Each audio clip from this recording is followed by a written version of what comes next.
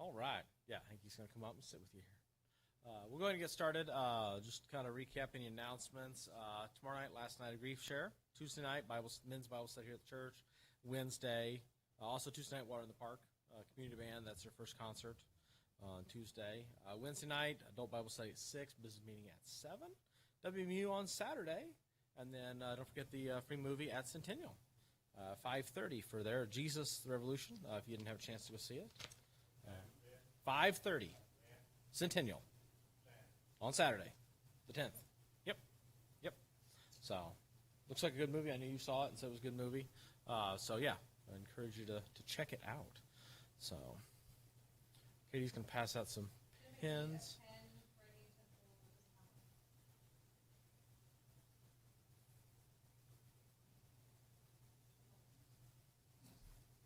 Quiet, Jim. Well, I have blue. He's color coordinating tonight.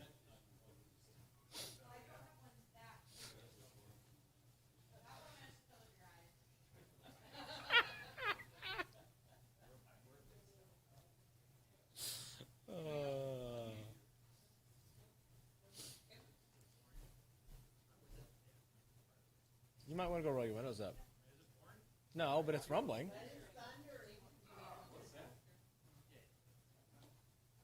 But it's been rumbling for the last 45 minutes, so. When we got here earlier, it was rain over there. But, so, we need one more. We need another folder.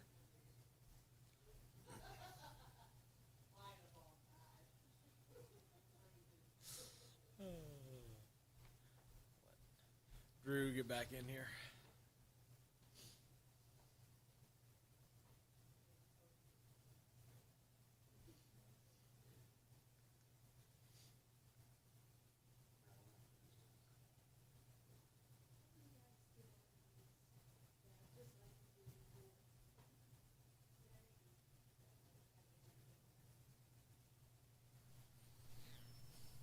Uh-oh.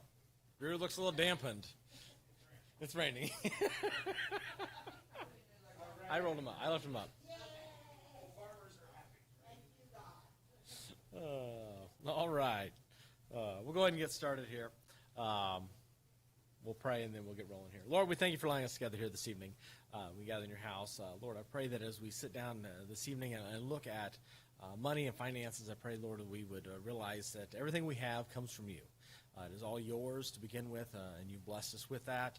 And I pray that you would use us financially to further your kingdom, and always keep us mindful that, honestly, that's the only thing that's important, is you and furthering your gospel.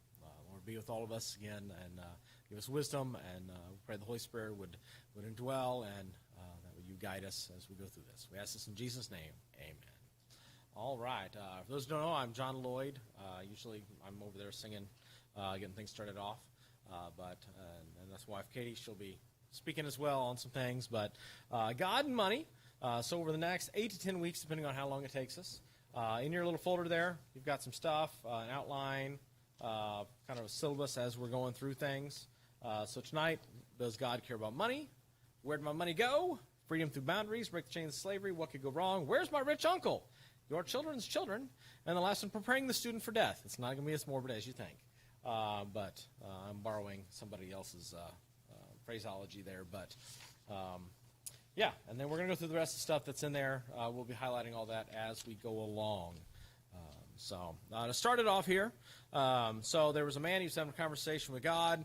And he says, God, he said, so like, how long's a billion years to you? And God said, second. And he said, God, how much is $1 billion to you? And he said, it's like a penny. God, can I have a penny? Just a second. Wow. It might be a reason. No. So it doesn't get any better. Don't worry. God and Money. I'm borrowing that. It's actually the title of a book. I encourage you to read it if you're a reader and you like reading. God and Money. It's written by a couple of Harvard business grads. and what they learned about money completely changed their world, blew their minds. And so I would encourage you to check that out, or at least listen to an interview with them. You kind of get most of the summation of the book in that. But as we go along, we're going to encounter things called money myths. And there'll be an identical slide to this. And it's going to be something that maybe we've heard, maybe we've said, maybe we've been told. That's not true. Okay, it's a myth about money. And so the first one here, God doesn't care about money or what we do with it. Because if God didn't care, then we wouldn't be here tonight, because I entitled to God and money. And the session is, what does care about money. So yeah. So the question is, does God care about money? Obviously, yes. But how much does he care? What does the Bible actually say about money? So I thought maybe we would go through all the verses in the Bible that talk about money. So how many verses do you think there might be? So first off, let me ask this. How many verses do you think there is in the Bible about prayer? Because prayer is important, right? So how many verses do you think pertain to prayer in the Bible?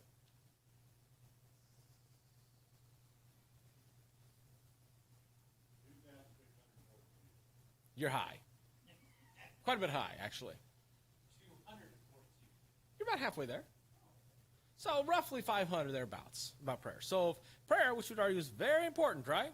If there is 500 some odd verses in the Bible about prayer, how many do you think there is about money then?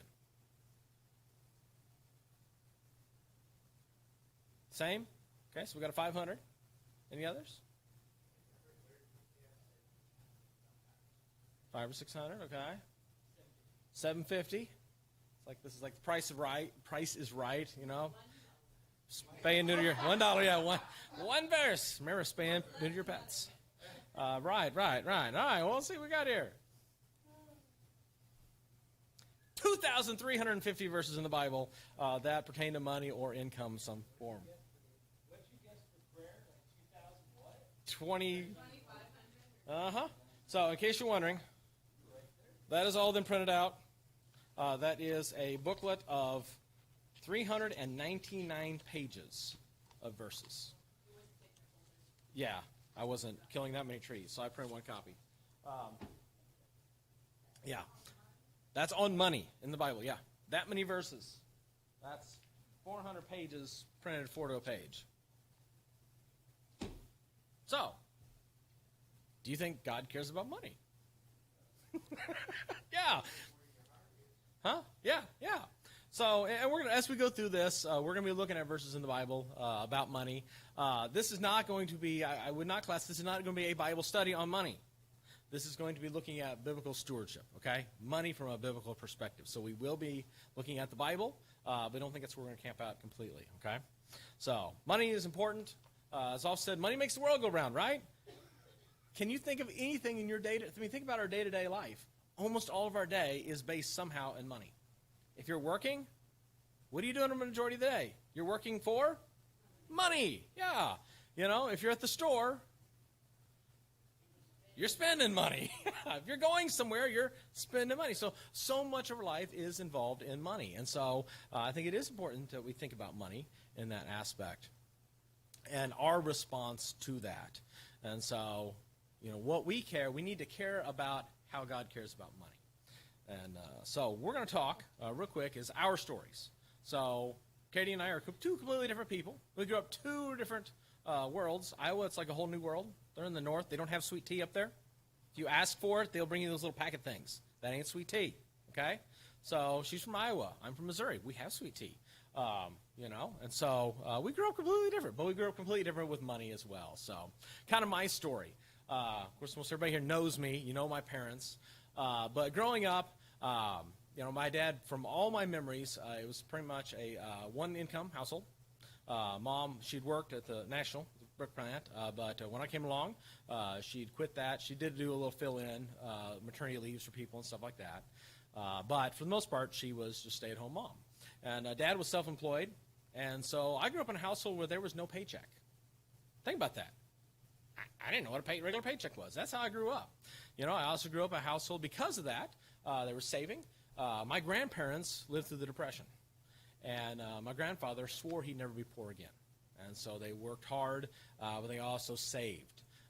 Just kind of give you an idea of Grandpa, they waited in the bread lines. That's how poor they were. He had shoes because he was the oldest. He had to carry the other kids across the creek. That's how Grandpa Lloyd grew up, not too far from here, actually. They would skin out squirrels and cut the squirrel hides up, and that was their shoelaces. I mean, that was the environment, so that's only 2 generations away. So I grew up with that kind of mindset in mind. Then I go off to school. I grew up, we didn't always, if I worked with Dad, I didn't always get paid. Because, hey, 3 hots and a cot, as my grandpa on the other side would say, You're living here, 3 hots and a cot. But I had most everything provided for. And I had some spending money. It wasn't like slave labor or anything like that. But that was the kind of the environment that I grew up. Go off to college. I worked for the university there for 3 years. And again, I had some scholarships and some savings and stuff like that. So that money I was able to save or to spend for my normal expenses. And the last paycheck that I received was June of 2005. Because after I graduated, 2 weeks later, I got my last paycheck from the university. And at that point, Dad and I were business partners.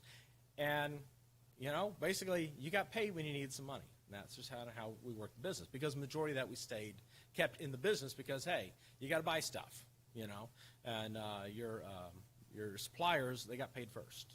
Because you want to make sure they stayed happy. Because if they wouldn't sell to you, you couldn't be in business very long. But then the idea of being able to accumulate wealth and grow wealth.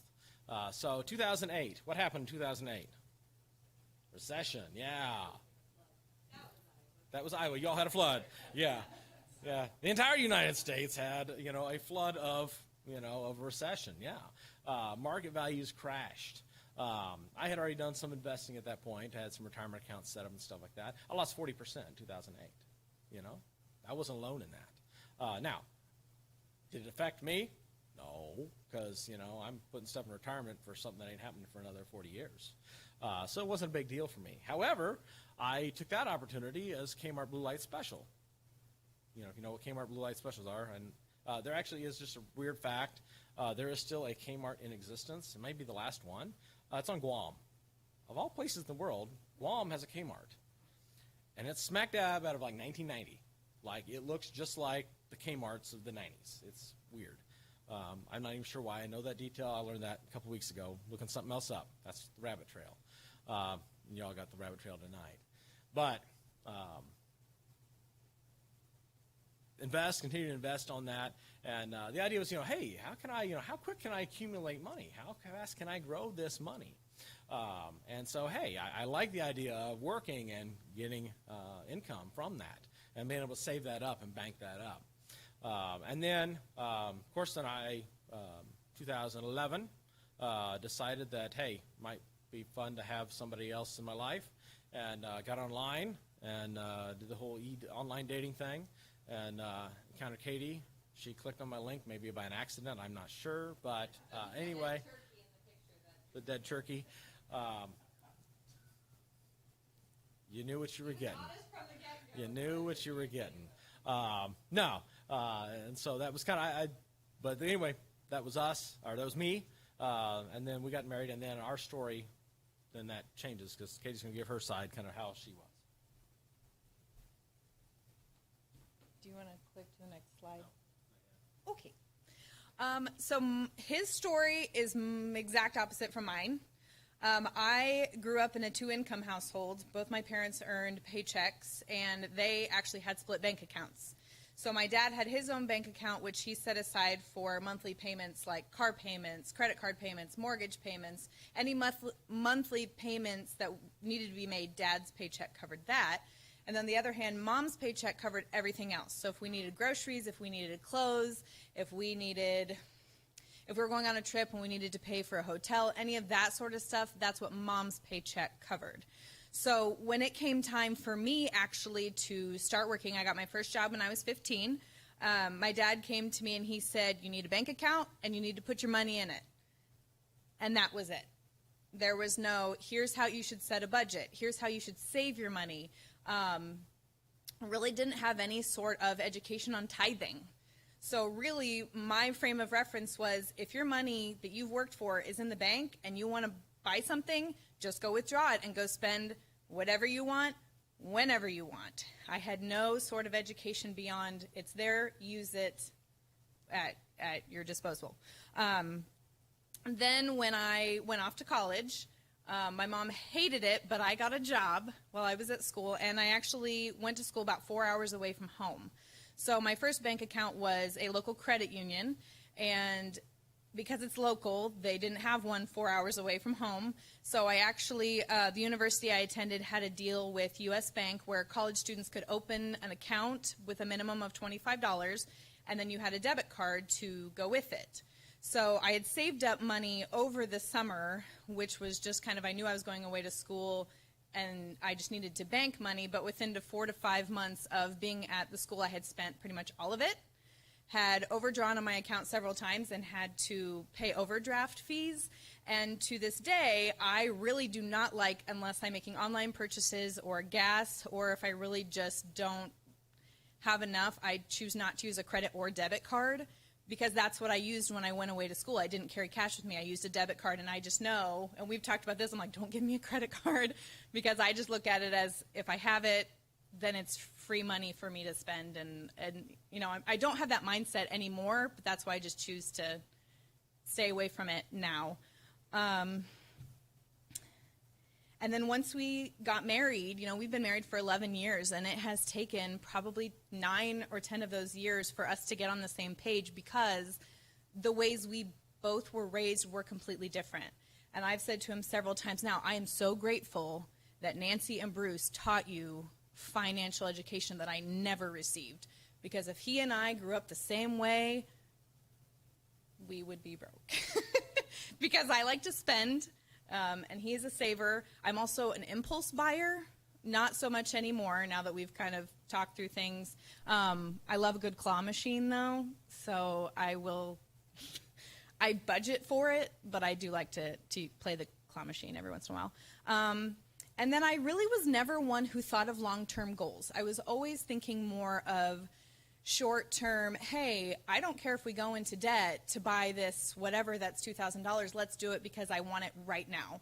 Whereas he's the exact opposite of, you need to think of more long-term, to where you save the money, long-term you can pay for it, and you don't have to go in debt to do that.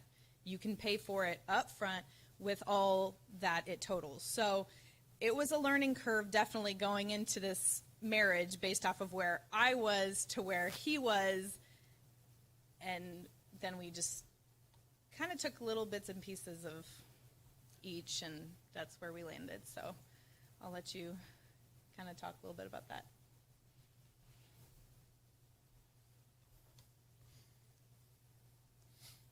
So I'm a saver, plan out, you know, long-term planning, but that sometimes makes me a workaholic and wrong focus on the wrong thing.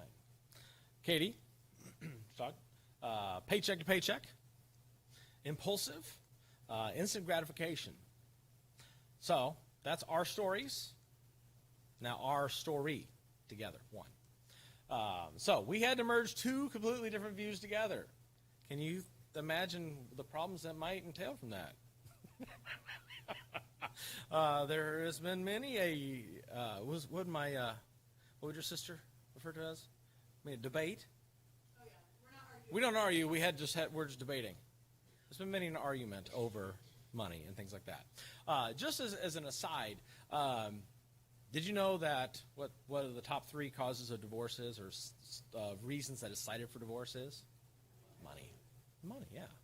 So, and I would argue it probably factors into the other 2 as well, at some level. So, because it's a conflict point, right? Because you got 2 different ideas, and you got to fit them together. 2 completely different styles, you know. Not only just the views, but even the styles on how you handle money, how you manage it, what you're going to do with it, what's it even for, you know. Because you can have 2 ideas on what money is actually for, and what you're going to do with it. But the key there, I think, is honestly and graciously communicating. You know, realizing that, no, you cannot save every penny out there. You have to live. You know, that's the reality of things. But at the same point in time, realizing if you spend everything today, you got nothing left for tomorrow. You know, and so that's that, figuring out how to unite that together. Now, we've got that somewhat worked out, because guess what? It still happens, still comes up. It's going to happen. And that's something, and I know right now we're speaking primarily to couples, and the topics as we go along will fit perfectly fine for individuals as well. I don't think that you know, it's just only target one direction, but I do want to speak at the moment primarily to couples and combining that idea. So you're going to have to work it out. You're going to have to sit down. And when you do that, get naked. Now, y'all are thinking, oh my word, what kind of finance class is this, right? All right, Genesis 2:24 and 25. They are a couple of my favorite verses in the Bible.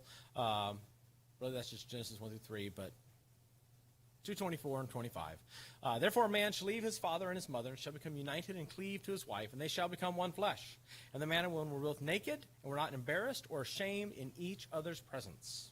That's the Amplified Classic Version. I love how they worded that there. Real quick, where did Eve come from? Adam, yeah. So I love the picture here that it's given. The traditional view is the rib. The wording there is that God cut Adam in half. Okay? It says he split him in two. Took a side of Adam.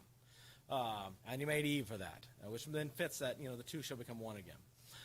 So they come together. So financially, what's that mean? If you're one physically, you need to be one financially. And that's going to mean one mindset, but it also means one bank account. I know that's a rough one at times. If your accounts are separate, and we're going to talk about some things later on, because there's definitely some issues in marriages that happen that maybe there's some trust issues, things like that going on. So there's some other things that you need to take into account. But for the most situation, you need to have a combined bank account, okay? Because if you've got your own personal slush fund, you ain't one. Okay, I know of a situation. I got a friend that he hides cash in his sock drawer, rolled up inside his socks, because if his wife found it, she'd spend it. Well, that ain't one. That's instead of all for one and one for all, that's all for me and me for me. And that's not good. That's not healthy. That's not a good marriage. Okay, it's not a good relationship there. But the other thing is they're both naked, and they're naked before each other. They weren't embarrassed. Why were they not embarrassed or ashamed? They had nothing to be embarrassed or ashamed for. This is before the fall, right? So they have nothing to be ashamed about, all right? Contrast that with 3, 7, and 8. Then the eyes of both of them were open, and they knew they were naked. They sewed together fig leaves, and they made for themselves coverings. Then they heard the sound of Yahweh God walking in the garden at the windy time of day. And the man and his wife hid themselves from the presence of Yahweh God among the trees of the garden. So, their eyes were open, and they realized they were both naked. And what did they do? They hid. Who are they hiding from?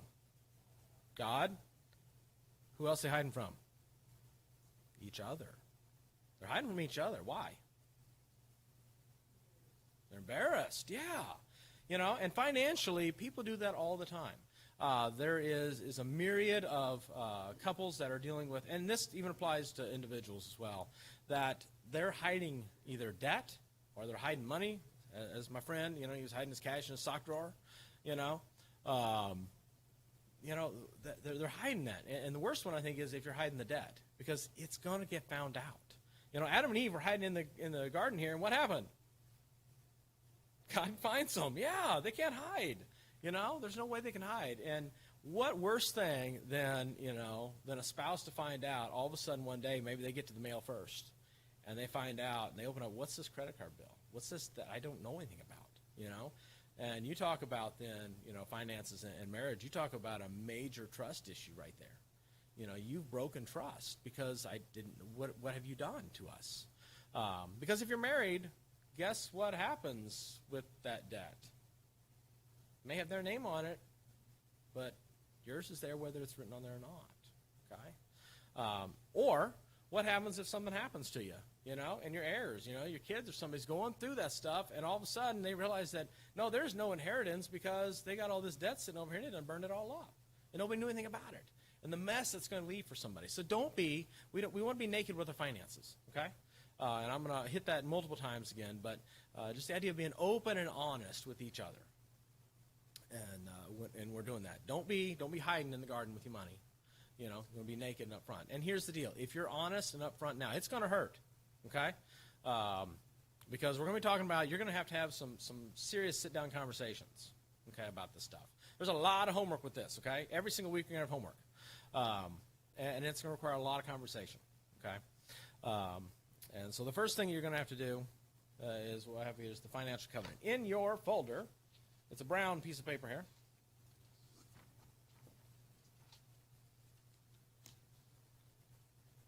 for those here in the church, we just got done with the covenant here last month, a month or so ago. And so a covenant is simply an agreement between two parties. Specifically, when we're talking in a religious context, it is an agreement between one or two parties and God. Okay? And so we're going to look at all these elements here. I or we covenant together before God to pursue a better financial life by agreeing to the following. Number one, being honest with myself or each other as to the current state of our finances. So you're going to be going through everything, looking at everything, talking about it, and there could be some ugliness, because some of us, we've maybe put on a few pounds, since we got married. And so getting naked might be a little awkward. Well, same thing with finances, okay? You're going to go through all of that. Being honest as to how many accounts and where they're located and their values. The Secretary of State, or not Secretary, sorry, the State Treasurer's Office, they have a website, showmemoney.com, I think it is. Google that, but it's unclaimed property.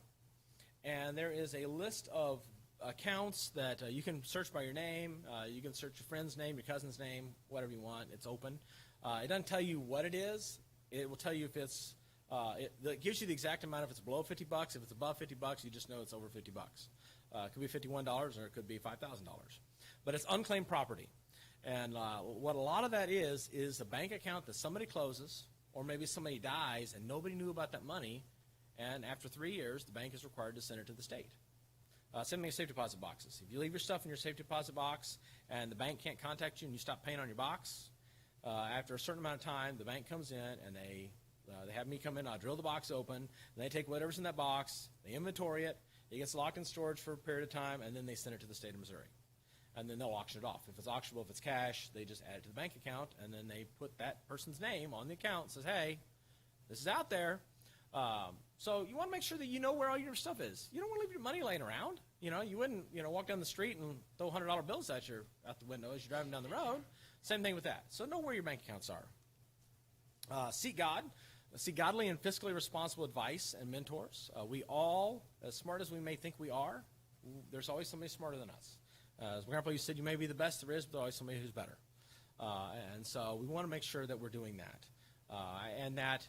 So find somebody that's been wise with money and talk to them and say, hey, can I talk to you about something? I got a question. Let me run it by you. If you're in a married relationship, combining the finances and sharing the details. Again, you're not one if you're two. It doesn't work. I know there's some situations, I'm not meaning here, but just in general. I know there's some situations where people, there's a serious trust issue, and there's a serious self-control issue. And some people they cannot be trusted. In those situations, you have a lot of conversation, okay? And I would argue definitely some counseling involved in that. But in that situation, that may be the one situation where the money all goes into one account, but perhaps the party that cannot handle the money is not directly on that account, okay? But there still needs to be that communication. You still need to be managing those funds together, all right? That is, though, a very, very, very few minority, okay? So that's not the rule. That's far exception to the rule, all right? But in most every other situation, if you're married, your bank account needs to be married too. So, as well as your expenses.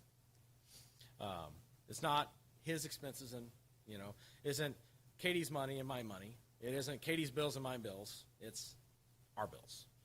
It's all together there. Having regular financial meetings and budget meetings, sitting down, having that conversation. Starting off, it should be at least monthly. So you need to sit down every month. You need to figure out what your budget meeting night is. And you're going to sit down there and you're going to sit there and look at all this stuff. Getting into this, it's going to be multiple times a week, probably for some of this. Don't freak out. It's not terrible. I've done some of the work for you. But you do the work now, it makes life a lot easier later. But you just need to put it on the calendar and schedule it. Hey, this is date night. It's look at the books, okay? Look at the finances. May not seem like an exciting date, but who knows where it goes. Having regular goals planning meetings that include future plans as well as an analysis of where we're at in the goal process. You can't make a goal if you don't set it. What's a plan? Where do we want to be financially in a year? Where do we want to be in 3 years, 5 years, 10 years? what do we want retirement to look like? And there is a ton of resources available. Bankrate.com, that's one of my favorite sites as far as they've got tons of calculators. You can do, Dave Ramsey's got retirement calculators. But you can plug in there how much I got, how much I'm going to spend, and how much do I want, and how long do I have, and it'll pop out and tell you, hey, you're right on track, or yeah, you're going to have to make some changes to figure this stuff out, okay? But those are some goals you need to have. Have those conversations to decide, where we're at. And then go back and revisit those. Is that still a goal? Because you might find out, that's not important to us anymore. We plan on that, and in 5 years we wanted to be here, and we realized that, I don't really care about that anymore. My interests have changed. Or, hey, we are right on target. Or, we need to pump the brakes, slow down a little, or we need to speed it up, depending on. And again, if you're in a married relationship, listening to the other with grace and patience. That is definitely something that's a key. That is definitely something that we don't always do. I'll be straight up and honest. Speaking personally between Katie and I. Not always grace and patience pops out. And I'm sure you could ask Katie that and she would readily affirm that. And again, getting naked with the finances. Don't be ashamed. We want to be unashamed. Okay? So, I'm not going to, all right, who signed this? I'm not going to do that. But take this home. Look it over. Read it over. Pray about it. And then if you are in agreement, this is key, if you're in agreement, sign it. Do not use this as a weapon to hold it over the other party's head. You signed, you would do. That's not graceful and that's not patient, so don't do that. But do use it as accountability. Hey, look, we signed this and we agreed to it. As we go through all this, what I'm going to encourage you to do is, as you complete one of the homework sections, to sign the bottom of it. Because you're saying, this is upfront and honest. We're completely honest with this, and we're both in agreement on this. So that's what's going to happen as we go along with some of the other documents and things we do. But don't do this if you're not in agreement. And this is going to sound terrible, but if you're not in agreement, if you can't come to an agreement as to wanting to even go down this road, it may be best not to go down it at all. Because you may discover things that's going to completely change the dynamics of your marriage. And one party may get on board with something the other party is not ready for. And you talk about a mess. So pray about it. I'm being serious about that. Really pray about it. If you got questions, talk to somebody. I'm not saying I or us are the be-all, end-alls by any means. We're on this road as well. But find somebody in the church that's financially successful. Talk to them about it and say, hey, how did you all get through this? How did you all deal with this issue? And that's something that, Katie can share kind of her perspective on that. I can share mine. We can share our frustrations and also then our successes in that. So, but pray about it. And if you're all on board, then go ahead and sign that. This is going to be, as you go forward, this little folder, we're going to just keep adding to it. I bought the wrong folders. I wanted the ones with the 3 tabs in there. So you could just keep it going. When we're done, what you're going to have in your folder here is it's going to be a complete financial picture. So if something were to happen to you, somebody could grab this folder and be like, okay, I know where everything's at, I know what it is, and I know what the plan was. Okay? That's what it is. Or, a spouse, same way. There's never any question about what things are going on. So that's what we're going to be compiling as we go along is your financial, really a roadmap of where you're at. So definitions.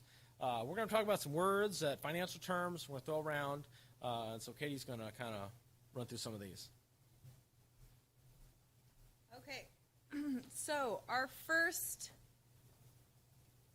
vocabulary word, I guess, is assets. Does anybody know what assets means?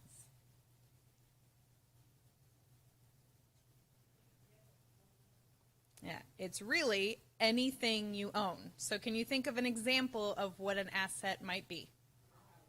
Your house, your car, yep, anything that you own. Okay? And the next one we have is liabilities. That's correct. Anything you owe. So assets you own, liabilities you owe on them. Then net worth. Any idea how we figure out net worth? Yep, exactly. Assets minus liabilities is the net worth. So if you have an item that you own, but you owe money on it, the net worth is the difference between the two. So if you have a $100,000 house, but you owe $50,000 left on that house, the net worth is $50,000. That's how much that net worth is for that thing. So assets are positive. It's good. But negative, the liabilities is not good to owe on things. So I'll let John explain this little cartoon he's got here. Kool-Aid Man. We all know the Kool-Aid Man, right? He busts through the wall, right? And what's he do when he busts through the wall? What's he say? Oh, yeah. So I'm totally as cheesy as all get out. But own, yeah. Oh, no. Assets good, liabilities bad. See where I'm going with this? I told you it was not going to get any better from the first joke. Yeah, no, it's terrible. But think about that. Own, yeah. Oh, no. Appreciating. What is appreciating? Yep, when the value of an object goes up over time. What are some appreciating assets? House. Yep. Anything else? Guns. Collectibles are a maybe on that one. Hopefully a savings account, yeah. Land, yeah, can be. Depreciating? Yeah, anything value goes down, yeah. If it has wheels, a motor, or is hauled by something that has wheels or motor, it is a depreciating thing. Could be a depreciating asset. The only sole exception to that in pretty much known history was the COVID era. It's the only time you could buy a car in 2020 and sell it in 2022 for more than you paid, and having driven it for 2 years. It's crazy. I mean, people didn't know what to do with that. So, but do not count that as thinking I'm going to buy a new car and its value is going to go up. That's kind of a one and done deal. It was a weird time. There's a lot of external, artificial things happening on that. So don't bet on that. As far as collectibles go, the problem with a collectible is it's collectible to me and it has value, but if it no longer has value to everybody else, it doesn't have value. So collectibles can be appreciating, but just buyer beware on that one. With that one, so don't bank everything on your guns or your gold or your silver, stuff like that. So equity, I don't know why it did. There we go. It's kind of like net worth. So the value of the object minus claims against the object equals your equity. What does it mean to be upside down? Yeah, so that's where your value is less than the claims against it. For an example of something that gets upside down, usually as you drive it off the lot is a car. Yeah, when you're driving a car out of the dealership and you feel a thump thump as you drive off the lot, that's not the curb. That's the value of the car. It just went thump thump down. If you buy a car and you drive it off the lot, drive around the block, come back in and want to resell it, you're not getting your money back. Okay, you're selling at a loss. Hence, that's depreciation there at its finest.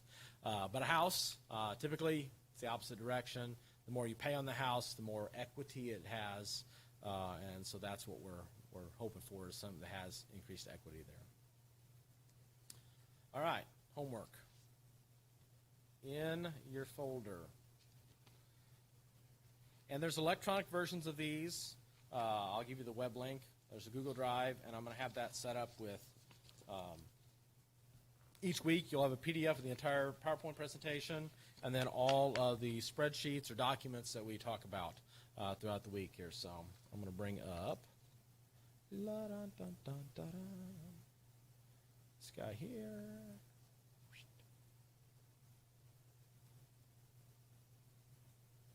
Come on. Come on. Come on, mouse. Catch up. Maybe not. Bring him back over. Shrink him down here. All right, now it'll fit. All right. So, down in the first column, and I've got this split into 3 pages for you, is assets. Those are the things you own. So I gave you some examples there. We've got, that's fuzzy. Savings account. and these are all just made up, by the way. So if in the spreadsheet, if you just delete these guys out, as you fill in the information here, that number will automatically total for you. So I've kind of put that together for you. So savings account, we got $1,234 in our savings account. We opened that up on March 5th of 2005. We got a checking account, $225. We opened that up in June. We do have some retirement, $11,223. We opened that up a few years ago. We bought a house in March of 2010, and it is worth, at present, $115,000. So again, this is the current values. So go through there, find all your bank accounts, list all that in there, okay? That's all going to be assets. Anything you think that has value. If you want to put your car on there and it's worth, more than something, then go ahead and put it on there. That's fine. On the next column there, get my mouse again. Where you at, mouse? Come back here, mouse. Whoa. All right, let me exit out of this. All right, there we go. Let's speed things up.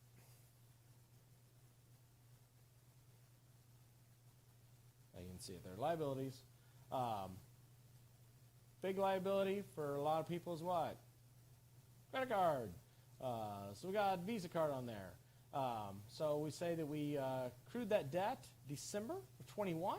We currently owe $1,285, and we'll get that paid off with the minimum payments in 2024. So that's a good chunk of time. We got a mortgage, $78,500. We got that when we bought the house on $315,000. It's a 30-year loan. It'll pay it off in 30 years. And we currently owe $78,500 on that. Car loan, $24,575. We got a 5-year loan on that puppy. So we still owe some money there. And then we got our Discover card, and we're going to get that paid off. So I don't know why it won't let me get over there. Come on, mouse.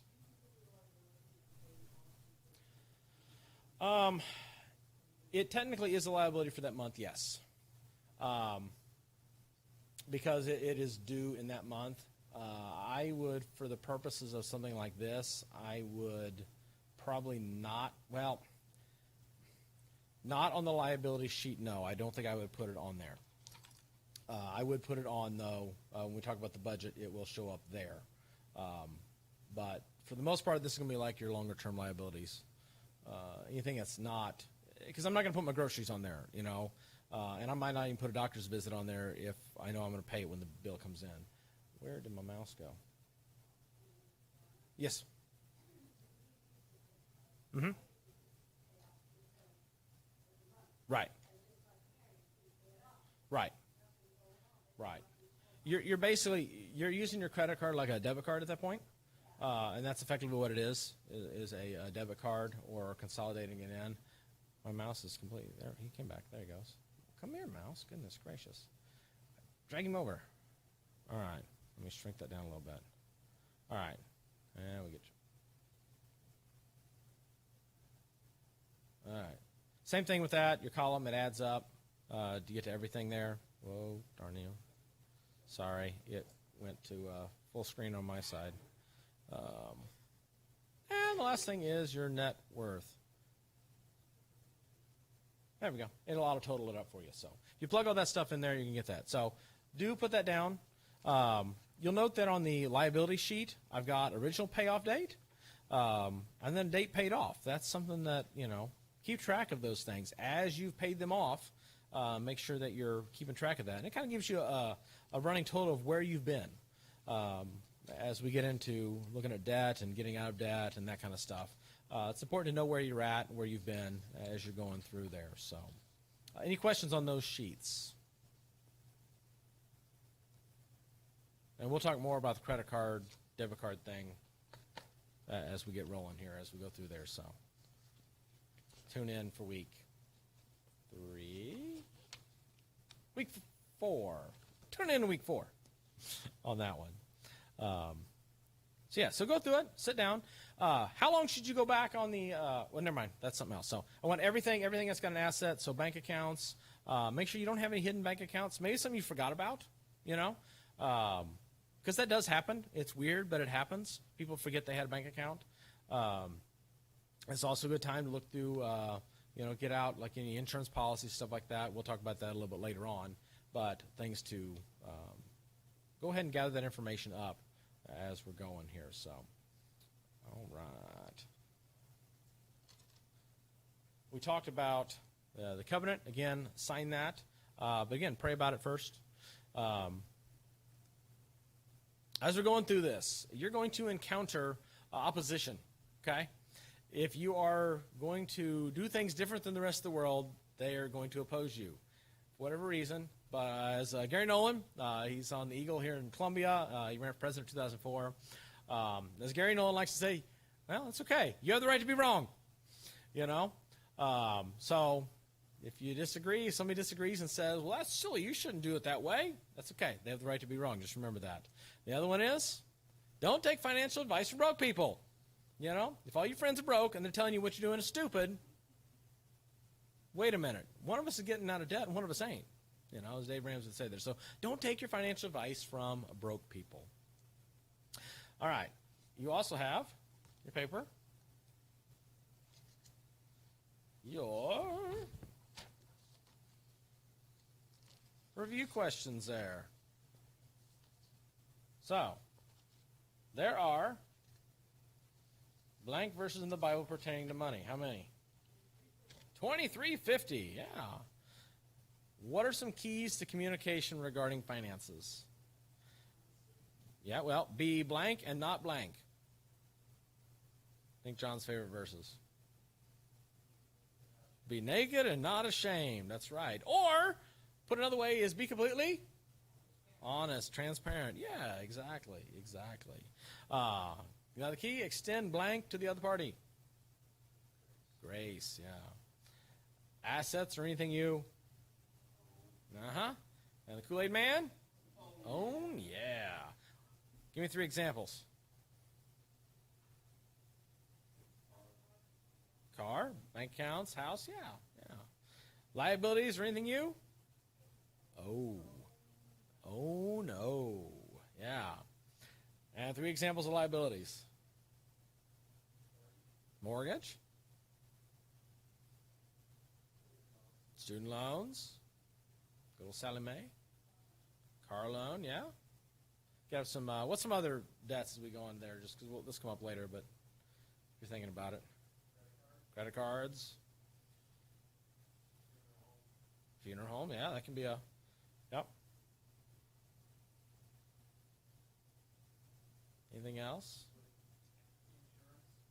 Taxes, yes. Taxes are a liability. Yep. You have to give that insurance. Can be. Yep. Mm-hmm. Insurance is kind of its own little weird category.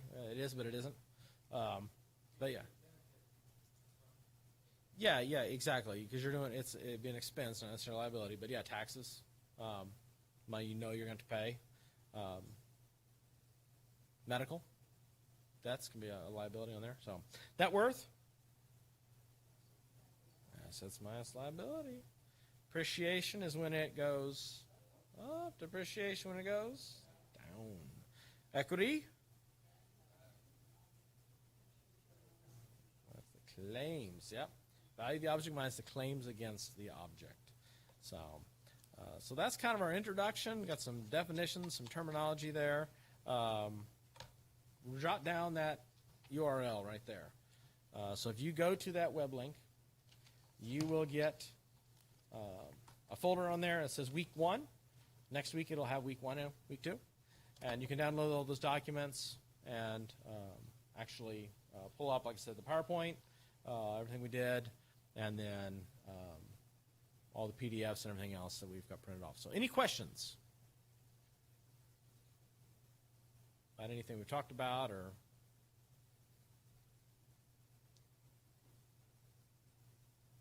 I hope I haven't upset anybody yet. Don't worry, I will. I don't take pleasure in that, but I will. It's going to be controversial somewhere, just because.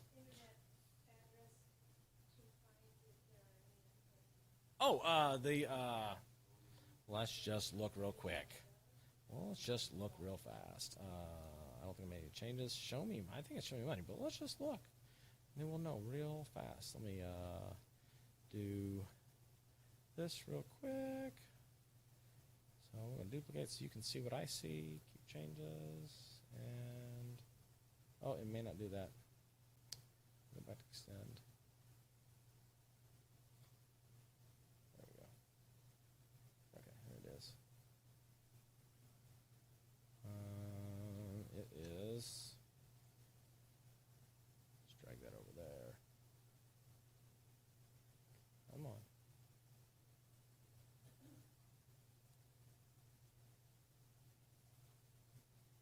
Yeah, that's the website. If you go to that, you'll get the folder right there. Week 1. I think it's show me. Come on. That's not what I wanted. Show me money. Dot. I'm going to search show me money.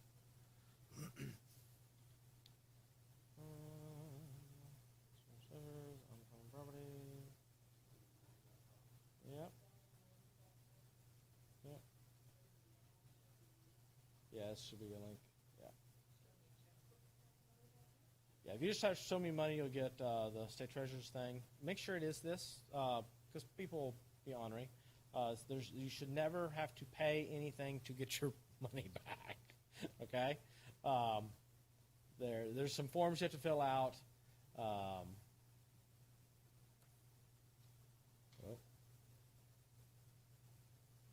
Laggy as I'm bouncing around here. But you just fill out, you can search by person, business, property ID number. And it's weird. One time I had some unclaimed property for the company, and it was a refund I had from one of my suppliers that I still actively ordered from. They never refunded my money for something I returned. And I guess a year later, they submitted it as unclaimed property. It was the weirdest thing ever because I was like, and so when I called the state, they were like, well, did you close your business? I said, no, it's still open. And I said, the best part is I still have an account with that company. But they got bought out and merged, and I think in the whole process of all that mess that craziness happened there. So, but yeah, you just click on your little name there, person, search for yourself, search for your neighbors, search for your friends, family, because you might find out they have some. Every once in a while I'll do that. I think I got like a great uncle that's been dead for a long time, and he's got some money. The state, nobody will ever get. The state will get that one donated to them. So, and if you don't get your money, the state keeps it. They don't just absorb it. They always keep your name attached to it. They do have kind of a cool thing. They actually have a auction. So like safe deposit boxes. So like if there's jewelry or stuff like that, collectibles, they'll take them and they have a big auction. And the proceeds from the auction, because they can't keep your stuff forever because that would take up too much space. The proceeds from the auction, then they attach your name to it, and then that goes into your treasury account, and then the state just makes interest off of it. They invest the money and make money off of it, so don't blame them at all. So you got 38 cents. There you go.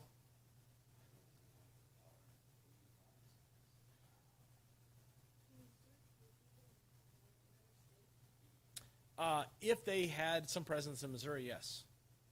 So